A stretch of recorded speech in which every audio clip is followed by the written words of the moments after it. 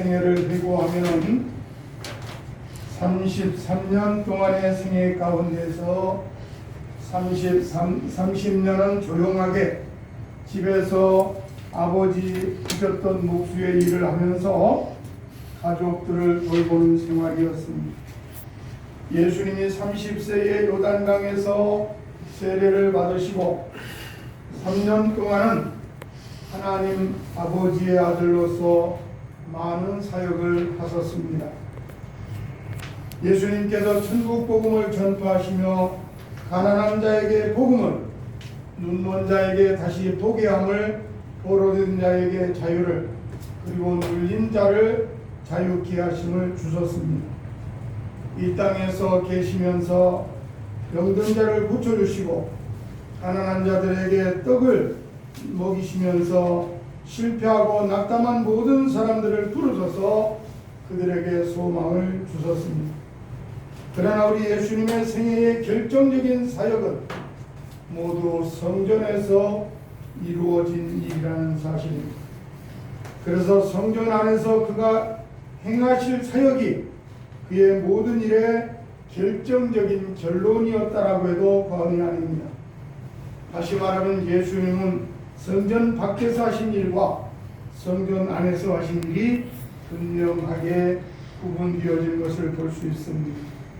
먼저 성전 밖에서 예수님의 사역은 세상의 모든 사람들을 부르셔서 치료하시고 그들을 다스리시고 돌보셨다고 하는 것입니다.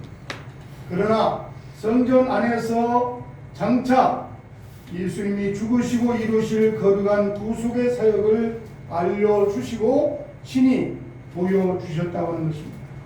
그렇기 때문에 우리는 예수님을 만나도 이 세상에서도 만나야 되고 또 성전 안에서도 만나야 하는 것입니다. 이 세상의 모든 일을 성취하기 위해서라도 어디에서든 예수님을 만나야만 됩니다. 특히 우리는 성전 안에서 예수님을 만나서 먼저 큰 은혜를 받아야 세상에서도 사명을 바로 감당할 수 있는 예수님과 같은 삶을 이룰 수가 있는 것입니다. 오늘 본문에 보면 예수님께서 감람산에 들려 기도하시고 다시 돌이켜 아침 일찍이 성전으로 오셨던 것입니다. 많은 백성들이 예수님을 만나기 위해서 그곳으로 모였습니다. 그때 예수님께서 저희들을 가르치시면서 또 복음을 증거할 때에 서기관들과 바리새인들이 가까이 와서 간음하던 중에 현장에서 붙잡힌 한 여인을 끌고 왔습니다. 예수님 앞에 그를 끌어다 놓고 예수님을 향하여 선생님이여 현장에서 붙잡힌 한 여인을 끌고 와서 실제로 간음하다가 현장에서 붙잡혔음을 예수님에게 말씀하면서 모세의 율법은 이런 여자는 돌로 치라고 명령하였는데 이 여자를 어떻게 해야 하겠습니까? 라고 예수님에게 질문을 했습니다. 이것은 예수님을 고소하기 위해서 고소할 조건을 찾기 위해서 온 것입니다. 만약에 예수님께서 이 여자를 용서하라고 하면은 율법을 정면으로 어기는 것이 되고 또 이 여자를 돌로 치라고 하면 결국 이 여자를 죽이는 것뿐만 아니라 주님이 그동안 가르치고 증거했던 사랑의 계명을 어기는 것이 됩니다.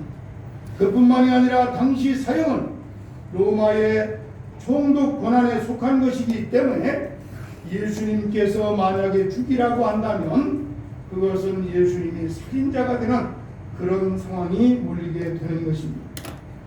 이래도 걸리고 저래도 걸리는 그런 딜레마에 빠질 수밖에 없는 그런 상황이었고 질문이었던 것입니다. 선생님, 모세의 율법은 돌로 치라 했는데 어찌합니까? 라고 계속해서 예수님에게 다구칠 때에 예수님은 손가락으로 땅에 무언가를 쓰셨습니다. 그러나 저들의 대답을 재촉하심으로 인하여 예수님은 일어나셔서 다시 너희 중에 죄 없는 자가 먼저 돌로 치라고 말씀하셨습니다. 그리고 다시 몸을 굽혀서 땅에 뭔가 손가락으로 쓰셨습니다. 저희가 이 말씀을 듣고 하나씩 둘씩 나이 많은 자부터 또 젊은이 이르기까지 다 빠져나갔다 그랬습니다. 예수님이 보시니까 그들이 다 나간 것을 보시고 여자에게 물어봅니다. 여자야, 너를 고소하던 자들이 어디 있느냐? 너를 정죄하는 자가 없느냐라고 했습니다. 그때 이 여인은 주여 아무도 없나이다. 예수님께서 그 고백을 들으시고 여인을 향해서 나도 너를 정죄하지 아니하노니 가서 다시는 죄를 짓지 말라고 하는 것이 오늘 본문의 말씀입니다. 이 본문의 말씀 속에는 놀라운 의미, 비밀이 숨겨져 있음을 주목하고 오늘 본문을 통해서 주님이 나에게 뭐를 말씀하시는지 마음으로 받고 믿음으로 받아서 시대를 이기고 자신을 극복하고 주님 은혜 안에서 승리하는 주백성교회가 되어지기를 주님의 이름으로 축복합니다. 특히 본문 속에서 우리에게 말씀하고 있는 내용은 우리가 지금 사순절 기간 속에 있습니다. 예수님께서 이 땅에 오셔서 이루시는 그 엄청난 사건을 이루기 위한 과정 속에 있는데, 다시 말하면 율법에서 자유를 얻는 신앙적인 원리가 본문 속에 담겨져 있다라고 하는 것입니다. 무엇보다도 오늘 본문 속에서 우리가 주목해야 되는 것은 율법에서 자유케 되어지는 신앙은 무엇보다도 첫 번째로 누구든지 예수님에게 먼저 끌려와야만 살아나게 된다는 사실입니다. 실제로 여리고 길에 강도 만난 사건을 이 세상에서 우리는 늘 경험하게 되는데, 사람들을 죽이는 악한 음모가 언제나 어디에나 도사리고 있는 게 세상입니다. 세상에는 정죄가 있습니다. 심판이 있습니다. 수많은 사람들이 죽음에 끌려가고 있습니다. 특히 살인적인 활동이 세상에는 끊임없이 난무하고 있다는 말입니다.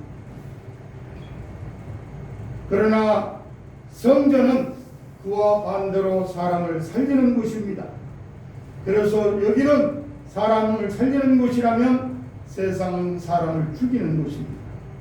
여러분, 사람을 죽이려고 하는 사람들의 그 손길을 피해서 오늘 또 이 자리에 인도된 것 감사하는 시간 되시기를 바랍니다. 그런 측면에서 우리는 살아나야 합니다. 그래서 어떻게든지 무엇에 의해서든지 예수님 앞에 늘 끌려 나오는 그러한 인생이 복된 인생임을 믿으시기를 바랍니다. 우리가 사는 길이 하나밖에 없습니다. 언제 어떤 상황 속 문제 가운데 있든지 예수님 앞에 끌려 나오는 것입니다. 오늘날 이 세상에 많은 사람들이 죄악에 끌려가고 돈에 끌려가고 명예에 끌려가고 사람에게 끌려가고 결국은 죽음으로 끌려가고 있는 상황에 있습니다. 우리는 예수님의 강한 힘에 끌려가고 있음을 감사해야 할 것입니다. 우리가 여기 찾아온 것만 해도 사실 예수님의 강한 손에 의해서 성령의 역사에 의해서 끌려왔음을 믿고 감사하시기를 바랍니다. 오늘 이 말씀 속에서 서기관들과 바리새인들이 가늠한 여인을 끌고 온 것입니까? 아니면 그 배후에 섭리하고 계시는 하나님의 사랑과 예수님의 능력이 이 여인을 끌고 온 것입니까? 물론 현상적으로 볼 때에는 서기관과 바리새인들이 여인을 죽이려고 끌고 온 것이 사실입니다. 그러나 하나님의 큰 손이 그 배후에 섭리하고 있었음을 믿으시기를 바랍니다. 한마디로 말해서 오늘 내가 이 자리에 온 것은 시간이 남아 돌아서 주일 청소하려고 내 믿음 지키려고 온 것 같지만 사실은 배후에 하나님이 여러분을 사랑하고 있음을 인지하고 그 은혜에 끌려서 이 자리에 참여한 줄로 믿으시기를 바랍니다. 어떤 상황 가운데 나왔든지 예수님께 끌려왔음을 우리는 감사해야 할 것입니다. 이 말씀의 주인공은 우리 예수님입니다. 생명의 주인공도 예수님입니다. 그렇기 때문에 예수님 앞에 끌려온 자는 예수님을 만나야 삽니다. 누구든지 예수님에게 끌려가기만 하면은 살게 되어 있습니다. 우리가 지난날을 회상해 보면은 나의 실패와 반란과 질고의 슬픔이 예수님께 끌려 나오는 순간 다시 치료되어지고 다시 사는 역사로 이어졌음을 고백하지 않을 수 없습니다. 오늘 저는 여기에서 예수님 앞에 끌려오도록 실제 어떤 면에서 보면 예수님이 기다리고 있었다고 할 수 있습니다. 예수님은 율법의 심판에서 죽어야 할 인간을 구원하시기 위해서 이 땅에 오셨습니다. 성전에서 한 인간을 구원하려고 예수님은 기다리고 계셨던 것입니다. 여기 성전 안에 돌던 바리새인들과 율법의 돌에 맞아 죽어야 할 여인, 거기에 맞선 성전의 자리는 오늘 여러분과 내가 똑같이 입장한 상태라는 사실을 명심하시기를 바랍니다. 이 여인이 떨고 있는 모습은 바로 하나님의 심판대 앞에 서 있는, 그래서 그 심판이 두려워서 떨고 있는 죄인의 모습 그 자체라고 할 수 있습니다. 왜냐하면 우리들도 율법의 돌에 맞아 죽어야 할 죄인들이기 때문인 것입니다. 하나님이 그 아들을 세상에 보내신 것은 세상을 심판하려 하심이 아니요 저로 말미암아 세상이 구원을 받게 하려 함이라고 말씀했습니다. 예수님은 세상을 심판하러 오지 아니하고 구원하시기 위해서 오신 줄로 믿으시기를 바랍니다. 율법은 우리를 끌고 예수님께 가게 만들어줍니다. 가늠한 여인을 서기관과 바리새인들이 끌고 간 것은 결국 영적으로 해석하면 율법이 그녀를 예수님 앞으로 끌고 간 것입니다. 율법의 현장에서 가늠한 자는 다 돌로 쳐 죽이라 그랬습니다. 그런데 하나님의 은혜로 인하여 그 자리에서 맞아 죽어야 될 여자가 누구에게로? 예수님 앞으로 끌려간 겁니다. 모세의 율법이 아니면 저들이 여인을 끌고 갈 이유도 없었고, 서기관은 율법학자요 바리새인들은 율법의 정통 신자들이라고 할 수 있습니다. 서기관과 바리새인들이 여인을 율법으로 저주하고 죽이려고 끌고 갔지 살리려고 예수님 앞에 끌고 간 것은 아니었습니다만, 그러나 우리 예수님 앞에 끌려가니 죽어야 될 자가, 죽어야 될 여자가 살아난 줄로 믿으시기를 바랍니다. 율법은 율법을 위해 있는 것이 아니고 죄를 깨닫게 하고 오라 곤고한 몸이로다 누가 이 사망의 몸에서 나를 건져내랴 탄식하면서 예수님께로 이끌려 가도록 하는 것이 율법의 사명이고 율법의 의무인 것입니다. 그러나 바리새인들은 율법의 뜻을 알지 못하고 있었고, 율법을 듣고 죄인을 심판하려고 하다가 더 큰 죄를 범하는 죄인이 되고 말았다는 사실입니다. 어떻든 율법을 인해서 내가 죄인인 것이 분명하고 돌에 맞아야 될 존재임이 분명한데, 그대로 머물러 있으면 망하지만은 저주 가운데 있는 것이지만은 예수님 앞에 끌려오는 순간 나를 정지하던 율법은 사라지고 다시 살고 영원히 사는 생명이 나에게 공급된다는 사실을 믿으시기를 바랍니다. 결국 율법에서 자유하는 신앙은 예수님에게 끌려오는 겁니다. 어떤 상황 가운데 이게 죄야? 내가 뭐 잘못했어? 이러면 안 되는데 불안해지고 두려워질 때 도망가지 말고 낙심하지 말고 누구에게로? 예수님에게로 끌려오는 주백성교회가 되어지기를 주의 이름으로 축복합니다. 그래서 문제해결 받고 율법의 저주에서 벗어나서 하늘의 생명으로, 하늘의 비파로 하나님께 영광 돌리는 여러분과 내가 되어져야 될 줄로 믿습니다. 두 번째로 예수님은 죄인을 살리려고 땅에 두 번이나 엎드려서 무엇인가를 쓰셨다는 사실입니다. 예수님은 끌려온 여인을 살려주기 위해서 하신 일이 있습니다. 예수님은 몸을 굽혀서 땅에 뭔가를 쓰셨습니다. 역시 예수님께서 몸을 굽히사 땅에 쓰신 것은 율법에 대한 우리 예수님의 인정이라고 하는 것입니다. 무슨 말이냐면 신명기 22장 24절에 보면은 현장에서 가늠한 여인은 돌로 쳐 죽이라고 하였습니다.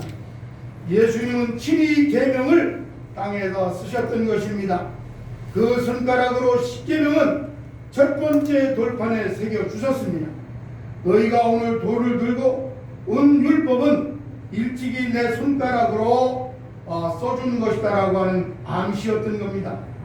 우리가 출애굽기 31장 18절에 보면은 친히 여호와께서 시내 산 위에서 모세에게 이르시기를 마치신 때에 증거판 돌을 모세에게 주시니 이는 돌판이요 하나님이 친히 쓰신 것이라 그렇게 증거하고 있습니다.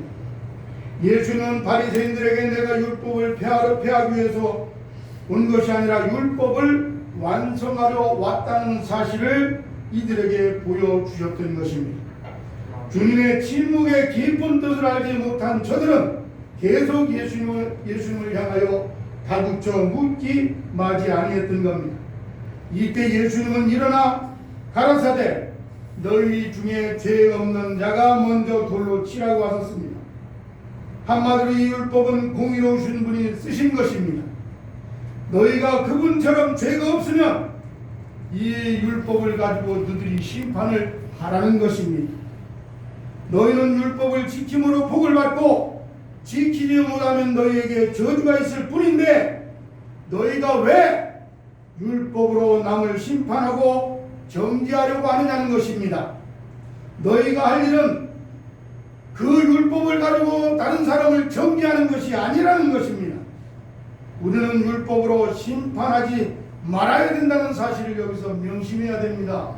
내 마음에 들지 아니하고 내 경험에 저촉된다 해서 다른 사람을 정죄하거나 다른 사람을 비판하거나 다른 사람을 판단할 자격이 우리에게는 없는 것입니다.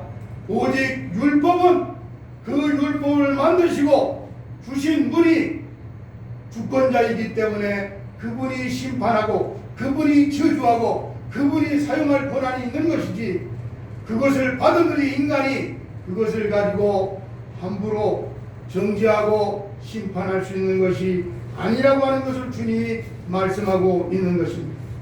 예수님은 다시 몸을 굽혀서 손가락으로 땅에 쓰셨습니다. 다시 몸을 굽혀 두 번째 쓰십니다. 하나님께서는 이스라엘 백성들에게 두 번째 석판을 주셨습니다. 모세가 시내산에서 십계명 석판을 두고 내려오는데 이스라엘 백성들이 금송아지를 만들어 놓고 춤을 추면서 저들이 헌화할 때에 모세가 산 위에서 우상을 섬기는 이스라엘 백성들을 보고 이 석판을 던져서 깨트려 버렸습니다. 인간들은 그 누구도 십계명을 지킬 수 없음을 주님께서 우리에게 계시하고 계시는 것입니다. 깨트려 버린 석판은 율법을 범한 인간의 타락을 의미합니다. 다시 말하면 모세야 돌판을 둘로 만들어라. 그래 다시 그가 만들어 가지고 올라갔을 때에 출애굽기 34장 1절에 보니까 하나님께서 친히 그 돌판에다가 십계명을 다시 써 주셨습니다. 그러나 둘 번째 쓰신 석판은 궤 안에다가 넣어두라고 명령하셨습니다. 출애굽기 40장 20절에 보면 그가 또 증거판을 궤 속에 넣고 채를 궤에 빼고 속죄소를 궤 안에 두고 또 그 궤를 성막에 들여놓고 장을 들여워서 그 증거궤를 가리우니 여호와께서 모세에게 명하신 대로 되니라 그랬습니다. 두 번째 석판은 우리가 주목해야 되는 것은 하나님께서 법궤를 만들어서 그 속에 넣고 그 위에다 속죄소를 만들어 피를 바르고 덮어 놓으라고 명령하셨다는 점을 주목하시기를 바랍니다. 왜 그렇게 하셨을까요? 이스라엘 백성들은 율법을 지킬 수가 없었습니다. 율법대로 심판하면 이스라엘 백성은 한 사람도 살아남을 길이 없었습니다. 그래서 하나님께서 그 율법을 덮으시고 정죄하지 않으시려고 하셨던 것입니다. 구약에서는 짐승의 피를 덮었지만 예수는 그 피로 율법의 저주를 친히 담당해서 율법을 십자가상에서 피 흘리시면서 완성하신 줄로 믿으시기를 바랍니다. 그래서 예수님이 십자가상에 달려서 마지막 순간에 요한복음 19장 31절에 다 이루었다고 선언하신 말씀이 바로 더 이상 율법으로 여러분과 나를 죽이지 아니하고 하나님의 사랑으로 우리의 과거, 현재, 미래까지 다 용서해서 구원해 주시겠다고 하는 선언이고 선포인 줄로 믿으시기를 바랍니다.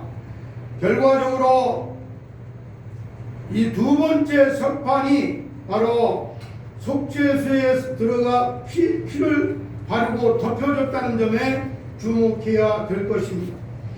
이 두 번째 예수님께서 땅에 쓰신 것은 내가 너희들에게 두 번째 준 석판은 속죄소 아래 법궤에 놓고 나도 정죄하지 않는다라고 하는 그러한 무언의 선언이었던 것입니다. 하나님도 인간이 율법을 지킬 수 없는 것을 아시고 그 깨어진 석판 율법은 궤에 넣었습니다. 네 조상 모세가 궤 속에 놓고 속죄소를 만들어 덮었는데 너희가 어찌하여 이 율법을 들고 사람을 정죄하느냐고 하는 것이 주님의 말씀인 것입니다. 누구든지 죄 없는 자가 돌로 치라고 하는 그 말씀이 선포될 때에 그 자리에 돌을 들고 몰려들었던 사람들은 양심의 가책을 받았고 하나 둘씩 돌을 버리고 그 자리를 떠나갔던 것입니다. 다시 몸을 굽히사 손가락으로 땅에 쓰시니 저들이 떠나갔던 것입니다. 법궤 속에 넣은 율법은 정죄할 수 없는 율법이라는 점을 믿으시기를 바랍니다. 인간의 모든 죄는 하나님이 덮으신 법궤의 속죄소에서 사라져 버린 것입니다. 첫 번째 십계명은 정죄하고 심판하는 율법이었습니다. 그러나 두 번째 쓰신 것은 정죄할 수 없는 율법이라는 점을 주목하시기를 바랍니다. 그 누구도 하나님의 피로 덮으신 법궤 앞에 정죄할 자가 없습니다. 왜냐하면 하나님이 정죄하지 않으시니까 인간도 정죄할 수가 없는 것입니다. 예수님은 이 율법의 정죄를 십자가의 피로 가로막으시고 더 이상 인간을 정죄하지 못하도록 율법을 사랑으로 완성하신 줄로 믿으시기를 바랍니다. 하나님께서는 인간을 더 이상 율법으로 정죄하지 않으시려고 속죄소를 덮으실 화목제물이 되어 주셨던 것입니다. 그래서 누구든지 어떠한 문제가 있을 때에 혼자 괴로워하지 말고 예수님 앞에 끌려 나와 다시 살고 새롭게 살고 영원히 살았던 이 현장에서 간호하다 잡힌 여인처럼 그 은혜와 사랑을 기복하는 여러분과 내가 되어야 될 줄로 믿습니다. 특히 세 번째로 이 여인은 정죄할 자가 없음을 자기 입으로 주님 앞에 고백하고 있는 것을 주목하시기를 바랍니다. 예수님은 여자여 너를 고소하던 자들이 어디 있느냐 너를 정죄한 자가 없느냐 할 때에 이 여인은 예수님에게 대답합니다. 주여 없나이다 주여 없나이다라고 고백을 합니다. 예수님은 성전에 무엇을 가지러 온 것이 아닙니다. 주님으로 오신 것임을 여러분들은 주목하시기를 바랍니다. 무슨 말입니까? 본문 4절에 보니까 바리새인들은 예수님을 선생이라고 부릅니다. 또 저들은 선생은 어떻게 말하겠느냐라고 묻습니다. 그런데 이 여인은 주님을 향하여 주님 앞에 주여 아무도 없나이다라고 고백하고 대답합니다. 예수님을 선생으로 본 것이 아니고 주님으로 보았다는 말입니다. 자기의 모든 문제를 해결하시는 정답자로 그는 확인하고 확신했다는 이야기입니다. 오늘날 교회에 올 때에 많은 사람들이 예수님에게 무엇인가 듣고 배우려고 학생들이 선생님에게 뭔가를 배우는 것처럼 그런 심정을 가지고 교회에 나오는 사람들이 많습니다. 여기 와서 세상적인 무슨 지식을 얻으려고 예수 선생님이여라고 말합니다. 목사 선생님이여라고 말합니다. 센세이라고 부르는 일본 교회는 부흥하지 못하는 원인이 거기에 있습니다. 일본 교회는 물론 서민들보다 고관 대작들을 중심으로 시작된 교회이기 때문에 그런 한계도 있지만 이들은 목사를 부를 때에 목사님이라고 안 부릅니다. 뭐라 그래요? 선생님이라 그래요. 선생님. 그리고 그런 측면에서 한국 교회는 초대교회부터 말씀에 아멘을 했습니다. 여기서부터 한국 교회는 부흥의 역사가 일어났던 것이고, 그런데 오늘날 문명이 좋아지면서 교회 목사님 알기를 초등학교 선생님만도 못하게 여깁니다. 마치 조금 존경한다고 대단한 선생님으로 알고 있습니다. 아니에요. 교회는 선생님이 존재하는 것이 아니라 주님이 존재하는 것이고, 주님의 말씀을 대언하는 자로 받아들여져야 은혜가 비워지는 것입니다. 오늘 많은 교인들이 예수님을 선생이라고 부르면서 무엇인가 얻고 배우려고 합니다. 물론 예수님도 우리에게 가르치신 건 맞습니다. 그러나 예수님을 주님으로 모셔야 그 사람에게 복이 되는 것입니다. 그리고 목사는 선생이 아닙니다. 주님은 주님의 사자로 말씀을 선포하는 자라는 점을 간과하지 마시기를 바랍니다. 특히 말씀 선포를 아멘으로 받아야 본인에게 은혜가 되고 복이 되는 것입니다. 말씀을 토론할 여지가 없습니다.